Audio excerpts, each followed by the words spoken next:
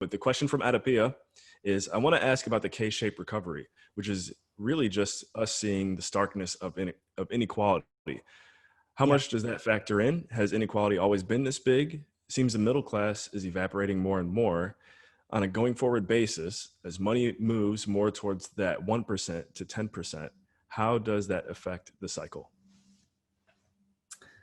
Yeah, look, big question. It's not necessarily to do, well, it is, the rising inequality is sort of, I'd say, is hardwired into the DNA of Western capitalist economies. So whoever owns assets tend to be able to acquire more of them, and whoever doesn't are reliant on wages.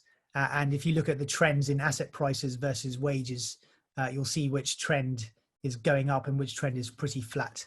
And over time that builds and builds. Unfortunately, that kind of seems to be what happens, and it gets worse and worse with each real estate cycle, because the value of assets relative to wages is ever increasing.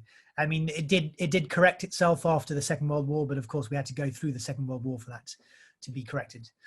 Yeah, no, I mean, I think what we're seeing in the UK, and I think this will probably be true in the US, is that governments make it their mission to get, you know, people onto the property ladder, and because property prices are going up, they're inventing lots of different schemes to enable them, which inevitably involves some form of additional leverage. So in the UK, you know, you need to put 20% down, but you can borrow that 20%, you know, at a low interest rate, you know, from some government scheme, et cetera, or you might be able to borrow against your parents' housing equity, and so on. So you get schemes like that, but inevitably it involves people who are less well off taking on more debt, which then of course has problems later down the track.